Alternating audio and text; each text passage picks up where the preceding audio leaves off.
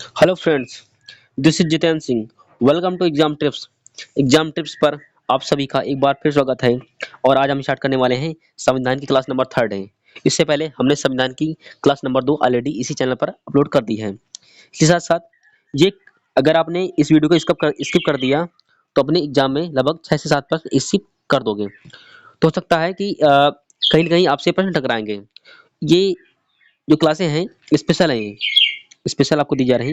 ये UP double S C जिसको बोलते हैं पेट, और या फिर आर ओ जो आपकी परीक्षा आ रही है, ये अभी फिल होना, इसका फॉर्म फिल होना अभी स्टार्ट हो रहे हैं। ओके, तो चैनल पर नए हैं तो चैनल को सब्सक्राइब करके बेल आइकन को ऑल प्रेस प्रेस कर लीजिए, ताकि मेरे द्वारा जो भी जानकारी आप तक पहुंचानी हो या क्लास से आप तक किसी तरह पहुंचानी हो अब तक पहुंच सके। ये तैयारी करने का सबसे आसान तरीका होता है कि कम समय में हम ज़्यादा से ज़्यादा तैयारी हम कर सकें। तो ये प्रॉपर आप लोगों को मास्टर नोट्स हैं, पहले इनको पहले बनाए जाते हैं। बनाने के बाद तब इनको पढ़ाए जाते हैं।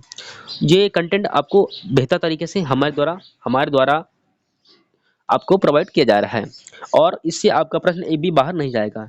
इसके साथ साथ इस क्लास से जितने प्रश्न आपके एग्जाम में बनेंगे ना, हम प्रॉपर तरीके से उन प्रश्नों को भी बताते चले जाएंगे कि ये प्रश्न आप लोग के कहाँ पर से बनेंगे, संभावना कहाँ कितनी है, और आप लोग गलती कहाँ पर कर सकते हैं। ओके, तो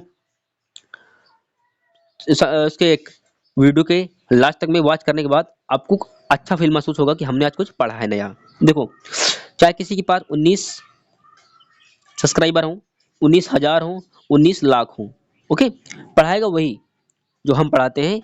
तो आपको सब्सक्राइबर पर नहीं, आपको मत कंटेंट पर ध्यान देना है। आपको कंटेंट कितना अच्छा मिल रहा है, आप कंटेंट पर ध्यान दीजिए और आप समझिए कि आपको आपकी कितनी बेहतर तैयारी हो जाएगी। ओके, तो इससे पहले इस चैनल पर संविधान की क्लास नंबर थर्ड आ गई है, तो 1 और 2 ऑलरेडी वीडियो पढ़ चुके हैं। इससे पहले हम इसी चैनल पर हिंदी की वीडियो लगभग 20 बजे वीडियो हमने डाले हैं, और हमने ज्योग्राफी यानी भूगोल की हमने वीडियो डाली है, और सभी में हमने प्रॉपर तरीके से सबको बताया है। और हमने बताया है हिंदी को भी, हिंदी, भूगोल और साइंस। और आपको जो ईवीएस है ना, जिसको आप पर्यावरण बोलते हैं, हमने उनको भी क्लास ऑलरेडी डाल चुके हैं, और उन सभी क्लास में हमने प्रॉपर नोट से ही पढ़ाए हैं, बताए हैं। ओके, तो हम अपनी वीडियो को ज़्यादा बढ़ाएंगे नहीं, और यहीं पर से अब हम अपनी क्लास को स्टार्ट करते हैं। अब जो विभिन्न प्रकार के एक्ट थे, हमने अपनी पुरानी वीडियो जो हमने पढ़ ली है, कौन एक्ट कब पारित हुआ और उनका उद्देश्य क्या थे। तो जो एक्ट अब पारित होंगे, इनका उद्देश्य क्या है, और आपके प्रश्न में उत्तर आपको कहाँ पर से प्रश्न में, आपके जो एग्जाम में प्रश्न कहाँ से आएंगे। ओके, ये इंपॉर्टेंट है। 1793 एक्ट, देखो, इसकी जो 1793 जो एक्ट आया, जो ईस्ट इंडिया कंपनी ने एक्ट जब पारित किए, तो इसका उद्देश्य क्या था। देखो, इस कंपनी के भारत पर जो एकाधिकार जो था, यानी कि चाय और चीनी का जो व्यापार करना था ईस्ट इंडिया कंपनी का, जो भारत में आए थे, वो 20 वर्षों के लिए बढ़ा दिया गया। क्योंकि जो वहाँ की जो संसद ने कहा था कि आप एकाधिकार आप नहीं कर सकते, कि इसी देश से और सारी कंपनियां जाएंगी भारत में व्यापार करने के लिए। लेकिन इस एक्ट के माध्यम से उन्होंने कहा कि हम आपका जो कार्यकाल है, आपकी कंपनी कार्यकाल है ईस्ट इंडिया कंपनी का, हम 20 वर्षों के लिए आपका बढ़ा रहे हैं। ओके, इसका उद्देश्य यही है, मेन उद्देश्य। यानी 1793 का जो एक्ट था, इसमें जो ईस्ट इंडिया कंपनी के जो व्यापारिक एकाधिकार को 20 वर्षों के लिए बढ़ा दिया गया। आपसे प्रश्न में यही पूछेगा कि निम्नलिखित में से कौन से एक्ट के द्वारा व्यापार भारत पर व्यापारिक एकाधिकार को अगले 20 वर्षों के लिए बढ़ा दिया गया था। तो वह है 1793 का एक्ट था। ओके, इस तरह आपसे प्रश्न पूछेगा। इस एक्ट की और विशेषता थी, इस एक्ट के द्वारा बोर्ड ऑफ डायरेक्टर, यानी इसको बोलते हैं नियंत्रक मंडल, के सदस्यों का वेतन भारतीय राजस्व से देने का प्रावधान किया गया था। अब देखो कैसे, जब इस एक्ट पारित हुआ था, तो जो नियंत्रक मंडल था, जिसको आप बोलते हैं बोर्ड ऑफ कंट्रोल जिसको बोलते हैं, क्योंकि जो उनके सदस्य थे ना, उनका जो वेतन और भत्ते थे, वो भारत की राजस्व निधि से दिया जाने लगा। ओके, इसका मत यही 2 पॉइंट है, आप लोगों को याद रखना है। अब 1813 का जो एक्ट था, उसमें जो कमियां बची थी 1793 के एक्ट को, 1813 में हमने उन एक्ट को, ईस्ट इंडिया कंपनी ने उन्हें एक्ट को खत्म कर दिया था, और उन्होंने उसी एक्ट के द्वारा उसमें सुधार भी किए थे। कैसे, भारत में कंपनी के व्यापारिक एकाधिकार को समाप्त कर दिया गया था। जो कंपनी को 20 वर्षों के लिए जो एकाधिकार बढ़ाया गया था, 1813 के जो एक्ट, जब चार्टर एक्ट जब पारित हुआ तब उन्होंने ईस्ट इंडिया कंपनी के एकाधिकार को समाप्त कर दिया। ओके, इसमें क्या था, सभी ब्रिटिश व्यापारियों के लिए भारत में व्यापार करने के दरवाजे ओपन यानी कि खोल दिए गए थे। यानी सभी ब्रिटिश की जो भी ब्रिटेन की जो कंपनियां थी ब्रिटिश की, वो ईस्ट इंडिया कंपनी नहीं और बहुत सारी कंपनियां भारत में व्यापार कर सकती थी। इनका उद्देश्य यही था। नेक्स्ट है, परंतु भारत में चाय के साथ व्यापार और चीन के साथ व्यापार करने में ईस्ट इंडिया कंपनी की ट्रेड मोनोपोली बनी रही। यानी कि जो भारत में एकाधिकार तो खत्म कर दिया गया क्योंकि 1813 के द्वारा, चार्टर एक्ट के द्वारा, लेकिन परंतु उसमें भी भारत के साथ व्यापार और चीन के साथ भी व्यापार करने का जो मोनोपोली थी ईस्ट इंडिया कंपनी की बरकरार रखी गई, इसमें हटाया नहीं गया इसमें। ओके, अब इसके इसके द्वारा क्या एक इम्पोर्टेंट विशेषता थी कि जो इस एक्ट के माध्यम से जो ईसाई जो मशीनरी जो थे ना, ये क्या थे, वो भारत में आकर लोगों को प्रबुद्ध करने का अधिकार दिया गया कि वो जो मिशनरी थे जो कि इंग्लैंड से ब्रिटेन से आने वाले थे, वो भारत में आकर के लोगों को बता सकें, प्रबुद्ध कर सकें और अपने धर्म का प्रचार प्रसार कर सकें। इसका उद्देश्य यही था। ओके, या अर्थात ईसाई मिशनरियों को भारत में धर्म प्रचार करने की अनुमति दी गई थी। हमने बताया था ना, मेन उद्देश्य का वही था। इसको अब अपनी भाषा में याद करिए तो आपको आसानी से याद हो जाएगा। ठीक है, इस एक्ट के द्वारा प्रतिवर्ष भारतीयों की शिक्षा पर 1 लाख रुपए खर्च करने का प्रावधान किया गया था। किसका? 1813 के द्वारा। आपसे पूछेगा कि किस किस चार्टर एक्ट के माध्यम से भारत भारतीयों की शिक्षा पर 1 लाख रुपए खर्च करने का प्रावधान किया गया था। तो 1800 चार्टर एक्ट के द्वारा, 1813 के चार्टर एक्ट के द्वारा ये पारित किया गया था। ओके, 5 है। अब 10 वर्ष बाद एक और चार्टर एक्ट पारित हुआ, क्योंकि 1813 और फिर 1833, फिर 20 वर्ष के आसपास इसने फिर एक नया चार्टर एक्ट पारित किया।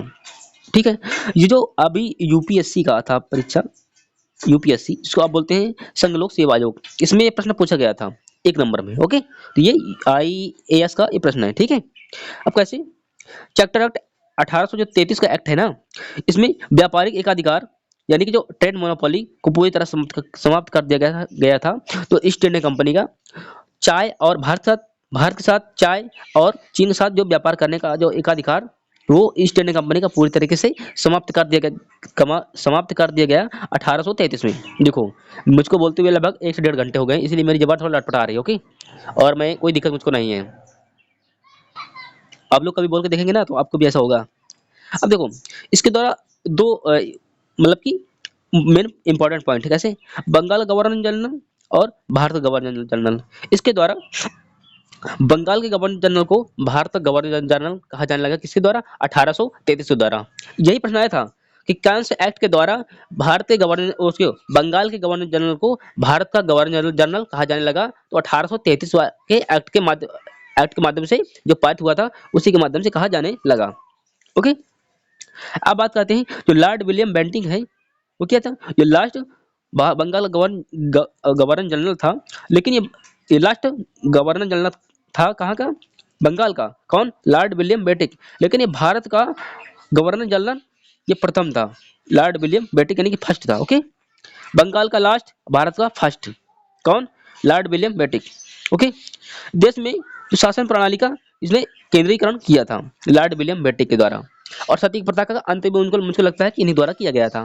बताइएगा मैं सही हूं कि गलत हूं, कहां पर गलत हूं मैं। ओके, अब हम बात कर लेते हैं कि इसी के द्वारा जो विधिक जो परामर्श था, जिसको बोलते हैं कि लीगल एडवाइस, यानी कि विधिक परामर्श के लिए गवर्नर जनरल की परिषद यानी कि बनाई गई है, और उसमें 4 सदस्य थे। एक मेन व्यक्ति था और 3 अन्य थे, यानी इनको बोलते हैं लॉ सदस्य यानी कि लॉ मेंबर के रूप में जोड़ा गया। ओके, इसका और क्या है, इसे इसे परिषद की बैठक में भाग लेने का अधिकार तो था, परंतु वोट देने का अधिकार नहीं था।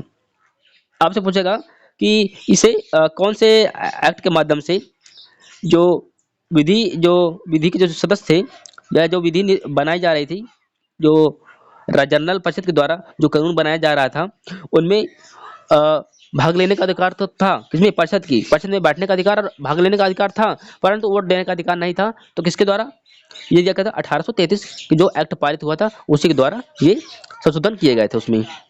नेक्स्ट,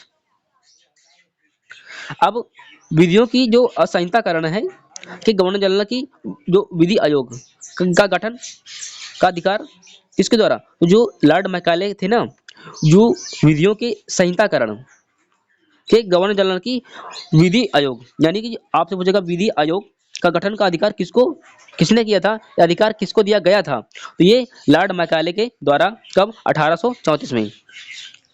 और जब लॉर्ड मैकाले की अध्यक्षता में पहला विधि आयोग का गठन हुआ था, इस स्लाइड से आपका एक नंबर आ जाएगा। ओके, विधि आयोग का गठन 1834 में, आपको प्रश्न में वहां पर देगा 1854 भी आपका उसमें देगा, और बहुत सारे लोग 1854 मार के आ जाते हैं, तभी उनका एक नंबर गलत हो जाता है। आपको 1854 नहीं, 1834 मारना है आपको उत्तर में, ठीक है। 1834 में लॉर्ड मैकाले की अध्यक्षता में प्रथम विधि आयोग का गठन हुआ था। ओके, अब नेक्स्ट हमारा पॉइंट है, वर्तमान में विधि जो 22वां विधि आयोग है, इनके अध्यक्ष कौन है, तो जो ये न्यायमूर्ति ऋतुराज अवस्थी हैं, ये 22वां विधि आयोग के अध्यक्ष हैं। ओके, हम बोलते हैं कि हम कह रहे हैं, जो अब अगला हमारा पॉइंट है, लिखा है इस एक्ट के माध्यम से, यानी 1833 वाला जो एक्ट था ना, उसमें जो दास प्रथा थी ना, उसको अमान्य घोषित कर दिया गया है। यानी कि आप कोई किसी को गुलाम नहीं बनाएगा, ना कोई किसी को गुलाम बनाया जा सकता है। ओके, फिर है फाइनली, इसे 1843 में रूल 5 के द्वारा गवर्नर जनरल, यानी जो लॉर्ड एटन बरो के द्वारा इस काल में पूरी तरीके से समाप्त कर दिया गया। 1833 में दास प्रथा का पूरी तरीके से उन्मूलन अमान्य तो को घोषित कर दिया था। 1833 के द्वारा जो दास प्रथा थी कि जो एक दूसरे को लोग गुलाम बना सकते थे, उनको अमान्य घोषित कर दिया, लेकिन इसका अंत नहीं कर पाए। इसका अंत करने का काम कौन था, लॉर्ड एटन बरो के द्वारा इसका पूरी तरीके से समाप्त कर दिया गया था दास प्रथा का। ओके, इससे आपका एक प्रश्न आएगा, कहीं ना कहीं आपको टकराएगा। आपको जो पूरी स्लाइड है ये यहाँ से ये आप कहीं पूरी टकराएगी ऊपर, एक नंबर आपसे पूछेगा। ओके, अब बात करते हैं कि 1833 इस एक्ट में कहा गया कि किसी भी सरकारी पद पर जाति धर्म क्षेत्र आदि के आधार पर कोई भेद नहीं किया जाएगा। किसमें, 1833 के द्वारा इसमें कहा गया कोई किसी व्यक्ति को किसी जाति धर्म संप्रदाय के आधार पर किसी के द्वारा किसी व्यक्ति के लिए भेदभाव नहीं किया जाएगा। किसके द्वारा, 1833 के द्वारा। इसमें एक और बीज बो दिया गया, जो आपके मूल अधिकार है ना, उनका भी बीज बोया गया। ये किसके द्वारा, 1833 के द्वारा। अब ये मूल अधिकार का संबंध किस देश से, जो हम जब भारत का संविधान बना था, तो मूल अधिकार हमने कहाँ से लिए, हमने अमेरिका से लिए थे। ओके, ध्यान रखिएगा भाई इस चीज को। हमारा अगला पॉइंट है, जो चार्टर एक्ट 1853 था, इसमें ईस्ट इंडिया कंपनी के ये अंतर्गत ये मतलब कि आया था, और ये इसका लास्ट एक्ट था। किसका, चार्टर एक्ट 1853 का। इसका उद्देश्य क्या था, इस समय भारत के गवर्नर जनरल लॉर्ड डलहौजी थे।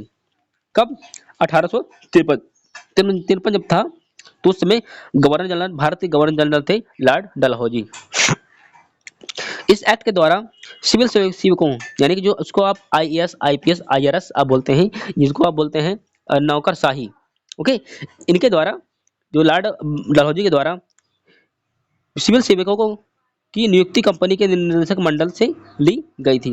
यानी कि जो आईएएस थे उतने समय, जो उनके जो निर्वाचक मंडल थे, उन्हीं के जो उनके निर्देशक मंडल थे कंपनी के, उन्हीं के परामर्श से ली गई थी। ठीक है, और इसी के द्वारा खुली प्रतियोगिता कराई गई थी। किसके द्वारा, 1853 के द्वारा। इसमें जो भारत का गवर्नर जनरल कौन था, तो ये था लॉर्ड डलहौजी था।